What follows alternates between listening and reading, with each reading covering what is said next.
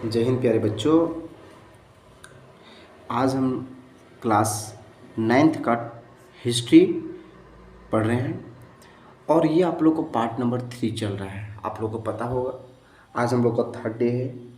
आप लोगों को कल हम बताए थे फ्रांसीसी क्रांति के बारे में। एक शिवानी नाम की लड़की का डाउट था कि सर आखिर क्रांति का मतलब क्या होता है। तो क्रांति का मतलब होता है युद्ध, लड़ाई। जब दो देश आपस में झगड़ा करते हैं ना तो उसको क्रांति कहा जाता है। ठीक है, हम लोग फ्रांसीसी क्रांति के बारे में जान रहे थे।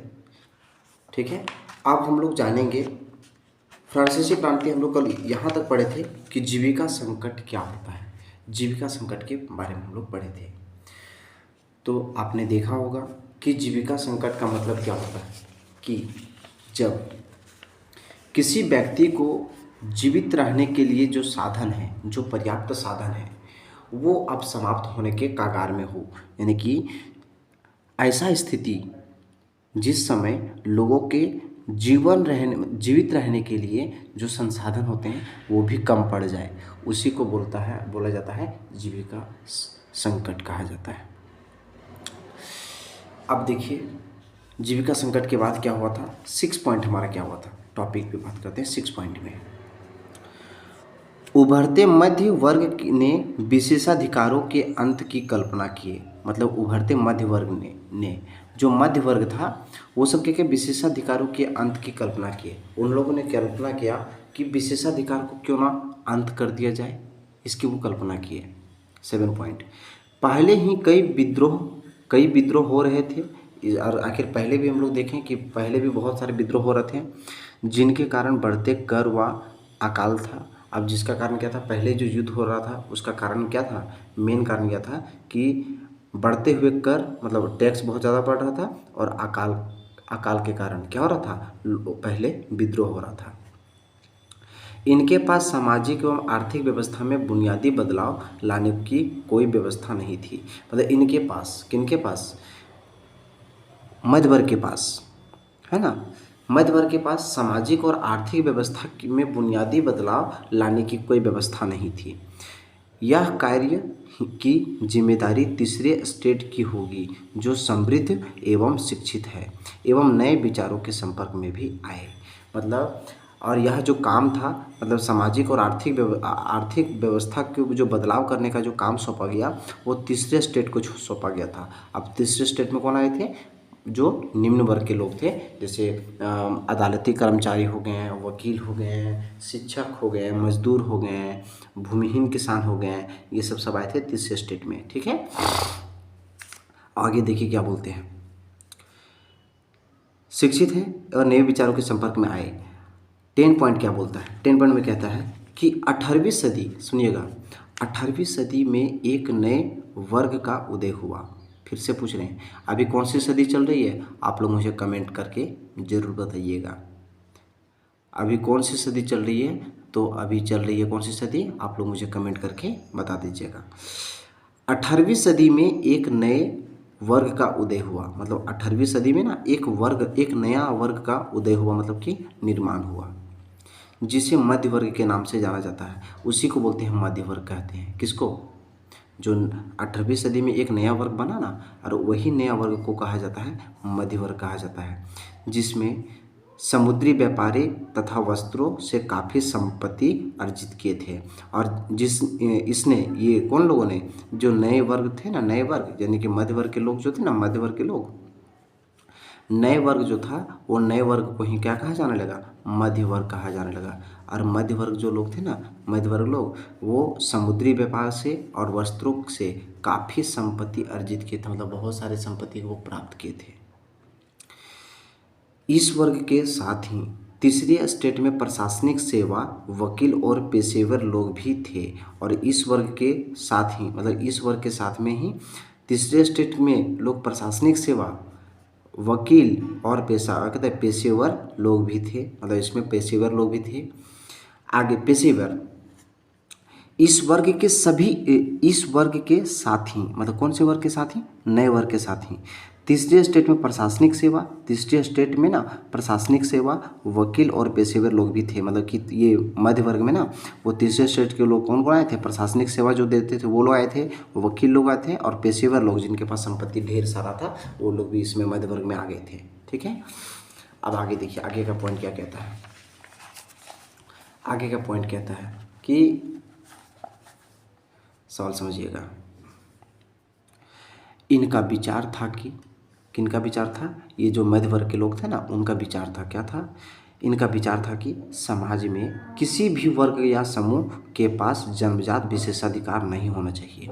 मतलब जो मध्य वर्ग के लोग थे उन लोगों का कहना था कि कोई भी व्यक्ति के पास जन्म से ही, मतलब बचपन से ही क्या हो, वो जैसे पैदा लिया हो उसे उस समय से ही एक विशेषाधिकार नहीं होना चाहिए, सभी चीज़ें योग्यता पर होनी चाहिए। और वो बोले थे कि जितने भी चीज़ों पर अधिकार होगा लोगों का वो उनके योग्यता के अनुसार होगा, यानी कि वो काबिलियत के अनुसार होगा। जैसे मान लीजिए आप अगर पढ़ने वाले स्टूडेंट हैं, बढ़िया पढ़ने वाले स्टूडेंट हैं, आप अगर बढ़िया पढ़ने वाले मेहनत करने वाले हैं और पता चला कि आपके स्कूल में जो है, या फिर आपके स्कूल में क्या कर रहा है, जैसे कि किसी को जैसे शुरू से ही उस पर ज़्यादा ध्यान दिया जा रहा है, मतलब अगर वो कम भी लिख रहा है तो उसको अच्छे मार्क्स दिया जा रहा है, तो वो जन्मजात इस तरह का कोई भी जैसे कोई भी तरह का इस तरह का प्रावधान नहीं होना चाहिए, इस तरह का कोई भी नियम नहीं होना चाहिए। हाँ, अगर किसी को अगर अच्छा मार्क्स मिलता है तो उसके योग्यता के अनुसार उसे मिले, अच्छा मार्क्स मिले, उसमें हमें कोई डाउट नहीं होना चाहिए, कोई दिक्कत नहीं है। 13 पॉइंट क्या बोलता है, स्वतंत्रता, समानता और समान अवसरों का यह विचार जॉन लॉक व रूसो जैसे विचारकों द्वारा प्रदान किया गया था। बोलते स्वतंत्रता हो गया, समानता हो गया, स्वतंत्रता मतलब आज़ादी, समानता मतलब सभी को बराबर बराबर का अधिकार, और समान अवसरों का, और समान मतलब समझते सभी को जिस समान अवसर का विचार जो है वो जॉन लॉक व रूसो जैसे विचार को द्वारा प्रदान किया गया था। अब लॉक द्वारा, लॉक कौन थे, जॉन लॉक, या जहाँ लॉक बोलेगा वहाँ पे याद रखेंगे आप जॉन लॉक का नाम है, जॉन लॉक का शॉर्टकट नाम बोला जाता है लॉक, याद रखेंगे, है ना। तो जो जॉन लॉक थे वो क्या थे, स्वतंत्रता, समानता और समान अवसरों का यह विचार जॉन लॉक व रूसो जैसे विचारों को द्वारा प्रदान किया गया था। लॉक द्वारा राजा के देवी सिद्धांतों और निरंकुश अधिकारों का खंडन किया गया। लॉक द्वारा, किसके द्वारा, जॉन लॉक के द्वारा राजा के देवी सिद्धांत और निरंकुश अधिकारों का खंडन किया गया। अब देखिए दैवी सिद्धांत हो गया, मतलब जो उसको शुरू से ही अधिकार जो मिल जाता था वो, और निरंकुश अधिकार, निरंकुश मतलब समझते हैं जिस पर किसी तरह का अंकुश नहीं किया जा सकता, उसको रोका नहीं जा सकता है, उन लोग को अधिकार को क्या कर दिया गया, खंडन किया गया, यानी कि तोड़ा गया। किनके द्वारा, लॉक के द्वारा, जॉन लॉक के द्वारा। फिर क्या बोलते हैं, तो रूसो द्वारा जनता और उनके प्रतिनिधियों के बीच एक सामाजिक अनुबंध पर आधारित सरकार का प्रस्ताव रखा गया। तो रूसो द्वारा, रूसो जो थे रूसो द्वारा जो है वो जनता और उनके प्रतिनिधियों के बीच, मतलब जनता हो गया और उसके प्रतिनिधि के बीच सामाजिक अनुबंध पर आधारित सरकार का प्रस्ताव रखा गया, हो गया। ठीक है, वही बोला जाता है कि रूसो जो है वो रूसो द्वारा, मतलब रूसो के द्वारा है ना, देखो क्या थे, एक जॉन लॉक थे ना और एक रूसो थे ना, तो रूसो के द्वारा जनता और इनके प्रतिनिधियों के बीच एक सामाजिक अनुबंध पर आधारित सरकार का प्रस्ताव रखा गया। मतलब वो रूसो कह दिए कि जनता जो है वो सरकार का अपना चयन खुद करेगी, उसे कैसी सरकार बनानी है, कैसी सरकार को हटानी है, इसके सारे डिसीजन कौन करेंगे, हमारे रूसो करेंगे। आगे का टॉपिक में क्या कहता है, ध्यान से देखिएगा।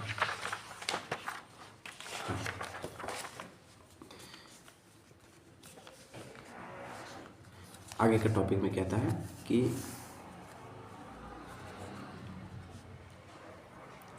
मॉन्टेस्क्यू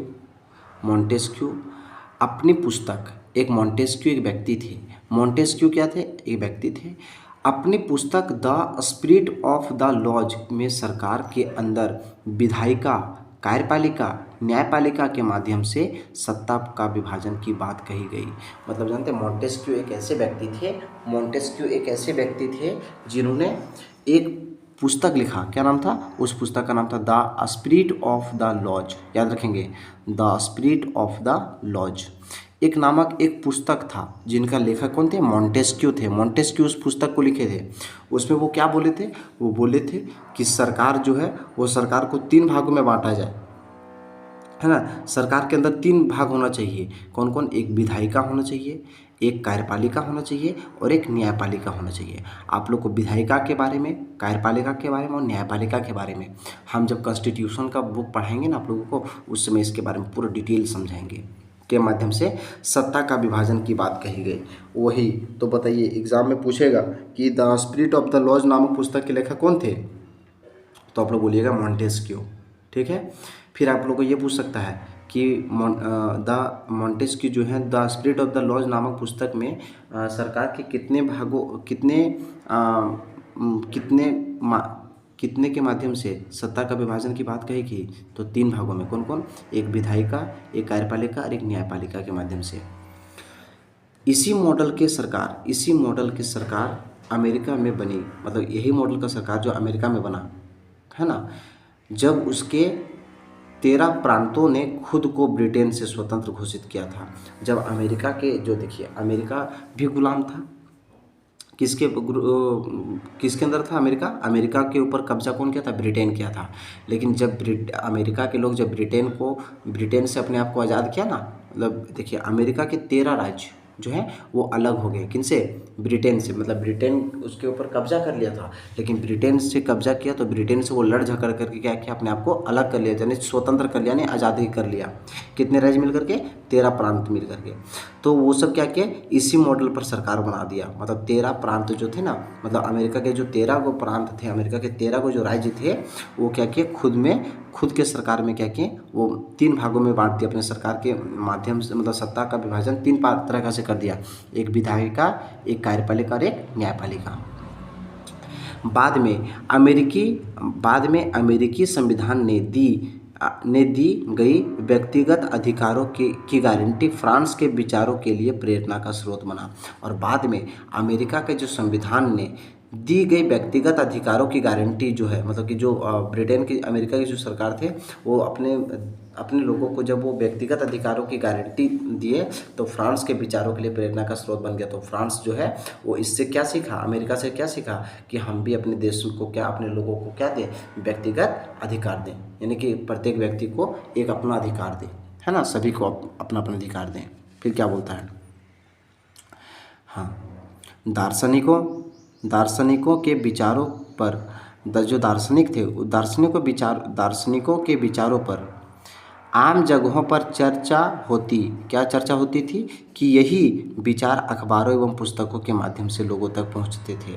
मतलब कि दार्शनिकों के विचारों पर आम जगहों पर चर्चा होती थी, मतलब जो बड़े बड़े लोग होते थे, दिग्गज लोग होते थे, नेता लोग जो होते थे, है ना, जो दार्शनिक लोग होते थे, उनकी जो बातें थे, उनके जो विचार थे, वो आम जगह पर होता था, ऐसी जगह पर जहाँ पर आम जनता मौजूद हो और उनके सामने बातों को स्पष्टता से कही जाए। जैसे देखते हैं हमारे देश में क्या है, अगर कोई भी तरह का बात होता है तो वो देखते हैं वो लोगों तक बहुत जल्दी पहुंच जाता है मीडिया के द्वारा, है ना। तो या तो क्या करेगा, जनसभा होगा, जैसे अभी हमारे जो भारत के जो हमारे प्रधानमंत्री हैं श्री नरेंद्र मोदी जी जो हैं, वो चतरा के सिमरिया में पहुंचे हुए थे। अब चतरा के सिमरिया में पहुंचे तो वहाँ पे क्या हुआ, जनसभा हुआ। वहाँ पे लोगों को अपने विचारों को बताएं, अपने विचारों को प्रकट के लोगों के सामने वो प्रकट किए और बोले कि देखिए हम ये काम करेंगे, हम इस पर और भी कुछ बदलाव करना चाहते हैं। सही बात है, हमारी जो सरकार है वो पिछले कई वर्षों से, हमारी जो करीबन 10 सालों तक हमारे देश में बहुत कुछ बदलाव किए हैं। अब देखिए जो लोग पढ़े लिखे नहीं हैं ज़्यादा, उन लोगों को क्या पता चलेगा कि हमारे देश के जो प्रधानमंत्री हैं वो किस तरह के काम कर रहे हैं या नहीं कर रहे हैं। लेकिन हाँ, जो पढ़े लिखे होंगे तो उनको अच्छा से पता होगा, उनको अच्छा से जानकारी होगा कि हमारे देश के जो प्रधानमंत्री हैं वो क्या क्या काम कर रही है या नहीं कर रही है। खैर ये सब राजनीतिक मुद्दे हैं, ये सब में हम लोगों को नहीं पढ़ना है। फिर भी हम लोग इतना जानकारी देते हैं कि जो दार्शनिकों के विचार होते थे वो आम जगहों पर चर्चा होती थी, यही विचार अखबारों एवं पुस्तकों के माध्यम से लोगों तक पहुंचते थे। और यही बात वहाँ उस टाइम बोला गया था कि जितना भी बात होगा वो दार्शनिकों का जो बात होगा वो आम जगह पर होगा, चौराहे पर होगा, मोड़ पर होगा, ताकि वहाँ पे लोग क्या करेंगे, वहाँ जो है वो उनकी बातों को लोग अखबार के माध्यम से, जिसको लोग पेपर बोलते हैं, पेपर के माध्यम से या तो फिर किताब के माध्यम से अपने अपने तक पहुँचाए, उन तक पहुँच जाए। आगे देखिए, इसी समय लुई सोलह द्वारा खर्चों की पूर्ति के लिए, मतलब कि इसी समय जो लुई सोलह थे ना, वो खर्चों की पूर्ति के लिए फिर से करों में वृद्धि की खबर ने इस सरकार या राजशाही के विरुद्ध गुस्सा भड़क उठा। कहने का मतलब है, अब देखा कि फिर से लुई सोलह क्या कर रहा है, दिन प्रतिदिन क्या कर रहा है, दिन प्रतिदिन वो अपने मतलब कि जैसे अपने खर्चों की पूर्ति के लिए अब वो करों को बढ़ा रहा है, टैक्स को बढ़ा रहा है। अब बताइए ये कितना गलत बात है। मान लीजिए कोई अगर देश का सरकार है और वो सरकार जो है वो अपनी ऐशो आराम की ज़िंदगी गुजारने के लिए वो ज़बरदस्ती लोगों पर कर्ज, मतलब कर्ज ठोक दे, यानी कि टैक्स थोप दे कि आपको इतना पैसा देना पड़ेगा तो देना पड़ेगा, तो बताइए क्या उस देश के लोगों जो हैं वो उस देश की सरकार से नाराज़ होंगे या खुश रहेंगे? तो नाराज़ होंगे, सही जाहिर सी बात है, क्योंकि उनके पास खुद का तो खाना के अनाज नहीं है, अब वो आपको टैक्स कहाँ से दे। आगे देखिए, आप देखिए डियर, हम लोग अभी तक पढ़े थे क्या, हम लोग अभी तक क्या क्या पढ़े, उसको हम एक महत्वपूर्ण टॉपिक के माध्यम से, एक छोटा सा एकदम कंटेंट के माध्यम से हम आप लोग को समझाते हैं। सुनिएगा सवाल पहले क्या बोलता है। अब हम आप लोग को बताने जा रहे हैं महत्वपूर्ण तिथियां, समझिएगा मेरे बातों को पहले। महत्वपूर्ण तिथियां क्या था? लुई 16वां को सिंहासन प्राप्त हुआ था, समझना। 1774 ईस्वी में क्या बोल, यहाँ पे लिखा है कि 1774 ईस्वी में क्या क्या हुआ था, तो लुई 16वां जो थे ना वो सिंहासन प्राप्त हुआ था, मतलब लुई 16वां को 1774 ईस्वी में वो राजा बनाया गया था। लुई 16वां फ्रांस का राजा कब बना? 1774 ईस्वी में। और उस समय इसकी उम्र कितनी थी? केवल 20 वर्ष। कितने वर्ष? केवल 20 वर्ष। ठीक है, आगे देखिए दूसरा पॉइंट क्या था। हाँ, सरकारी खजाना खाली था। 1774 में क्या था? सरकारी खजाना जो था वो खाली था। गहरा असंतोष जो था, गहरा असंतोष मतलब लोगों के बीच क्या था? एकदम गहरा असंतोष था कि ये सरकार कुछ काम नहीं कर पाएगी, ये सरकार दिन प्रतिदिन हम पर क्या करेगा? टैक्स बढ़ाएगा और ये हमें जीने में मुश्किल करेगा। कौन, किनका कहना था? फ्रांस के लोगों का कहना था। फ्रांस के जो लोग थे उनका सरकार के प्रति क्या था? गहरा असंतोष था। जैसे 1700, ये कब हुआ था? 1774 ईस्वी में। अब हम बताते हैं आप लोग को 1789 ईस्वी में क्या क्या कारनामा हुआ था। देखा जाए तो 1789 ईस्वी में ए स्टेट जनरल को बुलाया गया था, मतलब 1789 ईस्वी में ना ए स्टेट जनरल को बुलाया गया था। नेशनल असेंबली का गठन किया गया था। 1789 ईस्वी में ही नेशनल असेंबली का गठन किया गया था। बास्तिल के किले को तबाह कर दिया गया था, यानी कि तोड़ दिया गया था। तबाह मतलब तोड़ दिया गया था, निस्ते नाबूद कर दिया गया था। किसान विद्रोह हुआ था। अब किसान विद्रोह कब हुआ था? 1789 में हुआ था। क्या? अच्छा, किसान विद्रोह क्यों हुआ था? क्योंकि लोगों को क्या करना पड़ता था? 1/10वां भाग अपना कृषि का उपज का 10वां भाग क्या करना पड़ता था? टैक्स के रूप में देना पड़ता था, कर को देना पड़ता था, कर के रूप में। अब 1791 में क्या हुआ था? राजा के शक्तियों पर अंकुश लगाया गया 1791 में। देखिए ये सब क्या है, दिन पर दिन बता रहे हैं। 1774 में वो राजा बना। 1789 में क्या हुआ? वो क्या क्या काम किया यहाँ पे लिखा गया था। बास्तिल के किला को तोड़ दिया गया था, किसान विद्रोह हुआ था, नेशनल असेंबली का गठन हुआ, ए स्टेट जनरल को बुलाया गया था। और 1791 इसके बस 2 साल के बाद यहाँ क्या हुआ? राजा के शक्तियों पर अंकुश लगाया गया। मतलब जितना भी राजा थे, वो जो राजा थे, मतलब क्या बोलते हैं, निरंकुश राजा थे हमारे लुई 16वां, उनके शक्तियों पर क्या लगाया गया? अंकुश लगाया गया, यानी कि उसको लगाम लगाया गया, यानी कि उन पर एकदम उनको जैसे उनको अपने अंदर जैसे उनको क्या कर अंकुश लगाया गया, मतलब अपने नियंत्रण में लिया गया। नागरिकों को अधिकार प्रदान करने के लिए संविधान का निर्माण किया जाने लगा। अब देखो नागरिकों के मतलब फ्रांस में रहने वाले लोगों को, अगर लोगों को ना अगर जैसे उसका लोगों को अधिकार देने के लिए फ्रांस में क्या होने लगा? संविधान का निर्माण किया जाने लगा। संविधान का निर्माण किया जाने लगा। बताओ संविधान का निर्माण कहाँ किया जाने लगा? तो फ्रांस में कब? 1791 ईस्वी में। क्यों? ताकि सभी लोगों को बराबर का अधिकार मिल सके। ठीक है डियर, आगे देखिए, पूरा समझ में आ रहा है ना?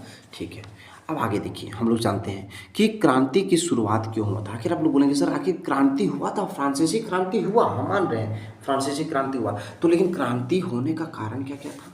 क्यों, क्या कारण था कि क्रांति हो गया? क्या बात से समझ नहीं सकता था? बात से नहीं हो सकता था?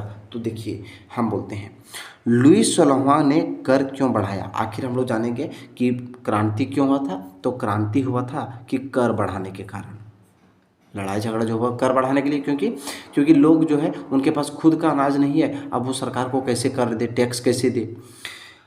अब आखिर लुईस 16वां जो है वो कर क्यों बढ़ाया? तो लुईस 16वां को कर बढ़ाने का निम्नलिखित कारण था। क्या क्या कारण था? कर्ज की भरपाई करने के लिए। अब बताइए उनके पास कितना कर्ज हो चुका था? हम बोले थे पहले था 2 अरब लिब्रे और बाद में 10 अरब लिब्रे वो किसी देश दूसरे देश को मदद किया था, तो उसके पास टोटल कितना कर हो गया? 12 अरब लिब्रे हो गया। और 12 अरब लिब्रे जब हो गया तो वो उसको चुकता करने के लिए क्या करने लगा? लोगों पर ज़बरदस्ती क्या करने लगा? जैसे कर थोपने लगा, मतलब कि आपको टैक्स इतना देना ही पड़ेगा। अब इससे क्या हुआ? 10 अरब लिब्रे का कर्ज अमेरिका स्वतंत्र युद्ध का, मतलब कि समझिए 10 अरब लिब्रे का कर्ज दिया था कब? जब अमेरिका स्वतंत्र युद्ध का, मतलब कि जब अमेरिका जो युद्ध लड़ रहा था ना, जब अमेरिका लड़ रहा था युद्ध स्वतंत्र होने के लिए, अपने आप को आज़ाद करने के लिए, उस समय जो फ्रांस का जो सरकार था, लुईस 16वां थे, वो 10 अरब लिब्रे पहले दिए थे। और 2 अरब लिब्रे का कर्ज उससे पहले का था, और उससे पहले उसके पास कितना कर्ज था? 10 अरब लिब्रे था। अब कर्जदाता जो कर्ज जिसको दिए थे 10 और 2 12 अरब हो गया ना, तो 12 अरब जो कर्ज दिए थे अब वो सब डिमांड करने लगा कि अब हम 10% रुपया, 10% ब्याज की मांग से की जाने लगी। अब वो बोल दिया कि हम अब 10% का कर्ज, मतलब क्या बोलते हैं, ब्याज लेंगे। शान शौकत पूरी करने के लिए अब आखिर अपने आप को देखो, शुरू से उसको आदत था कि ऐशो आराम की ज़िंदगी गुजारने के लिए, तो ऐशो आराम की ज़िंदगी गुजारने के लिए वो क्या करते थे? वो कर्ज को बढ़ा रहे थे। आगे देखिए, हाँ, लुईस 16वां को करों में वृद्धि कैसे, देखो लुईस 16वां को करों में वृद्धि कैसे की होगी? आखिर लुईस 16वां जो थे वो टैक्स कैसे बढ़ाए? आखिर हम लोग समझ गए कि लुईस 16वां जो थे वो टैक्स क्यों बढ़ाया था। तो आखिर हम लोग ये भी जानेंगे कि आखिर लुईस 16वां जो थे वो टैक्स को कैसे बढ़ाएं, किस माध्यम से बढ़ाएं। तो प्राचीन राजतंत्र के तहत फ्रांसीसी सम्राट केवल अपनी मर्जी के अनुसार करों में वृद्धि नहीं कर सकते थे। मतलब प्राचीन राजतंत्र के तहत, मतलब प्राचीन में, मतलब पुराने समय में जो कहते हैं जो हमारे प्राचीन राजतंत्र बोला जाता, राजतंत्र के तहत फ्रांसीसी सम्राट केवल अपनी मर्जी के अनुसार करों में वृद्धि नहीं कर सकता था। तो क्या था? इस कार्य के लिए एस्टेट जनरल प्रतिनिधि सभा की बैठक बुलानी पड़ती थी। इसके लिए क्या करना पड़ता था? एस्टेट जनरल, है ना, जनरल प्रतिनिधि का सभा का बैठक बुलाया जाता था, पहले बैठक बुलाना पड़ता था। तीसरा में इस स्टेट जनरल में 3 स्टेट के प्रतिनिधि होते थे, परंतु इस बैठक को बुलाने का अधिकार केवल राजा के पास होता था। मतलब इस तरह के जो बैठक होते थे वो केवल कौन बुला सकता था? राजा लोग ही बुला सकता था, इस तरह के बैठक को बुला सकता था। फिर क्या बोलते हैं? आखिर, है ना, इसकी आखिरी पिछला बार, है ना, इसकी आखिरी पिछला बार, यानी कि आखिरी आखिरी मतलब पिछला बार जो हुआ था ना, वो 1614 ईस्वी में बुलाई गई थी। इसकी जो बैठक हुई थी वो 1614 ईस्वी में बुलाया गया था। परंतु इसकी बैठक 175 वर्षों के बाद लुईस 16वां के द्वारा 5 मई 1789 ईस्वी को नए करों के प्रस्ताव को पास कराने के लिए बुलाई गई थी। मतलब समझते हैं कि पहले, सबसे पहले हुआ था 1614 ईस्वी में हुआ था। सबसे पहले क्या बोला गया था? इसका बैठक बुलाया गया था, किसको लेकर के? करों में वृद्धि के लिए, करों में वृद्धि को लेकर के। लेकिन 175 साल के बाद, यानी कि 5 मई 1789 ईस्वी को नए करों के प्रस्ताव को पास करने के लिए, मतलब कि नए टैक्स को और बढ़ाने के लिए, पास करने के लिए एक बैठक बुलाई गई थी 5 मई 1789 ईस्वी को। आगे देखिए क्या बोलता है, फिर आगे बोलता है कि इस सभा के लिए पहले और दूसरे स्टेट में ने इस बैठक ने अपने अपने 300 प्रतिनिधियों को भेजा। मतलब इस सभा के लिए सबसे पहले सब के लिए पहले और दूसरे स्टेट ने, मतलब कि इस सभा के लिए, कौन इस सभा के लिए? जो हमारा टैक्स को बढ़ाने के लिए जो सभा होता था ना, जनरल स्टेट का जो सभा होता था ना, उसके लिए, है ना, प्रतिनिधि सभा जो होता था उसके लिए प्रथम स्टेट हो गया और दूसरा स्टेट हो गया कि बैठक अपने अपने 300 प्रतिनिधियों को भेजा। मतलब प्रथम स्टेट भी और द्वितीय स्टेट भी, लोग दोनों तरफ से लोग कितना 300 लोग क्या कहे, उन लोग 300 लोग को क्या किया? भेजा गया। है ना, और इन्हें आमने सामने बैठाया गया था, और इन्हें आमने सामने बैठाया गया था ताकि आप बोलिए, प्रथम स्टेट के लोग बोलेंगे तो दूसरे स्टेट के लोग उसको क्या बताएंगे, सही बोलेंगे या गलत बोलेंगे। अगर पहले स्टेट वाले लोग बोल देते कि हमें टैक्स देना नहीं है, तो दूसरे स्टेट के लोग भी बोलते कि हाँ ये सही बोल रहा है, तो हम लोग इस बात को क्या, उस बात को मान लिया जाता, उस बात को पास कर दिया जाता कि हाँ किसी को टैक्स देना नहीं पड़ेगा। लेकिन आगे में देखिए क्या बोलता है, आगे में क्या बोलता है समझिएगा मेरे बात को पहले देखिए।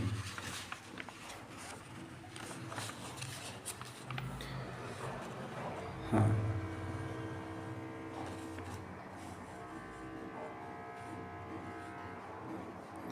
इस सभा के लिए पहले और दूसरे स्टेट ने इस बैठक में अपने अपने 300 प्रतिनिधियों को भेजा तथा इन्हें आमने सामने बैठाया गया। ठीक है, तीसरे स्टेट के प्रतिनिधियों के लिए, मतलब देखो, तीसरे स्टेट के प्रतिनिधियों के लिए 600 लोगों को भेजा गया तथा इन्हें बैठने का स्थान प्रदान नहीं किया गया था।